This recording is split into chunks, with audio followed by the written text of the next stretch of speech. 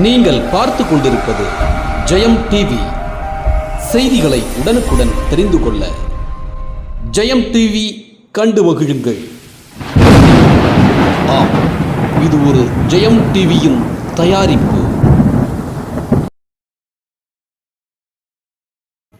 ஜெயங்கொண்டம் அருகே இந்து கோவில் கும்பாபிஷேக விழாவில் கோபுரத்தின் உச்சி வரை சென்று இந்து மக்களோடு மக்களாக இணைந்து கும்பாபிஷேக விழாவை முன்னின்று நடத்திய கிறிஸ்தவ பாதிரியார்களின் மனிதநேய சம்பவம் கிராம மக்களை நெகிழ்ச்சியடைய செய்துள்ளது. ஆம், மதத்தை மிஞ்சிய மனிதநேயம். நடுவலூர் இந்து கோவில் கும்பாபிஷேக விழாவில் பங்கேற்று வழிபட்ட கிறிஸ்தவ பாதிரியார்கள், ஊரே திரண்டு வரவேற்ற கிராம மக்கள். இந்தியர் என்பதில் பெருமிதம் கொள்வோம், இணைந்தே இன்னும் பல சாதனைகள் புரிவோம் என்ற பொன்மொழிக்கு ஏற்றவாறு நம் இந்திய திருநாட்டில் மதத்தால் பிரிந்த போதும் வேற்றுமையில் ஒற்றுமை காண்பதே நம்முடைய பண்பாடாக இருந்து வருகிறது. இதற்கெல்லாம் பறைசாற்றும் வகையில் ஒரு அற்புதமான நெகிழ்ச்சியான சம்பவம் அரங்கேறி இருக்கிறது நடுவலூர் கிராமத்தில். ஆம், அரியலூர் மாவட்டம் ஜெயங்கொண்டம் அருகே நடுவலூர் இன்னும் அழகான கிராமத்தில் இந்துக்களும் கிறிஸ்தவர்களும் நிறைந்து, இந்து கோவில்களும் கிறிஸ்துவ கோவில்களும் நிறைந்து ஆன்மீக பூமியாக இருந்து வருகிறது. இப்படி பல்வேறு சிறப்புகளுடைய இக்கிராமத்தில் விநாயகர், மாரியம்மன், ஐயனார், ஐயப்பன் உள்ளிட்ட பல்வேறு கோவில்கள் கும்பாபிஷேக விழாவை நடத்த ஊர் பொதுமக்கள் திட்டமிட்டு ஒரே நாளில் கும்பாபிஷேக விழாவை நடத்த முன்வந்தனர்.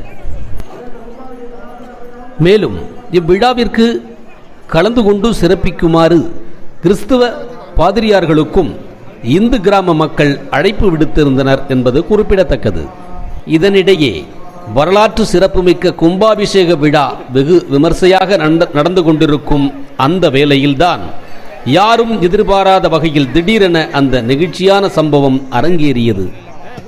ஆம், இந்துக்களின் அழைப்பினை கருணையுடன் ஏற்று நடுவலூர் புனித சூசையப்பர் ஆலய பாதிரியார்கள் ராபர்ட் மற்றும் ஜோசப் தன்ராஜ் ஆகிய இருவரும் தங்களுக்கே உரித்த பாணியில் பாரம்பரிய உடையோடு கம்பீரமாக நடந்து கோவிலை நோக்கி வந்து கொண்டிருந்தனர். அப்போது இவர்களை பார்த்து அங்கு திரண்டு நின்ற கிராம மக்கள் ஒரு சேர திரண்டு நின்று அவர்களுக்கு உற்சாக வரவேற்பு அளித்தனர்.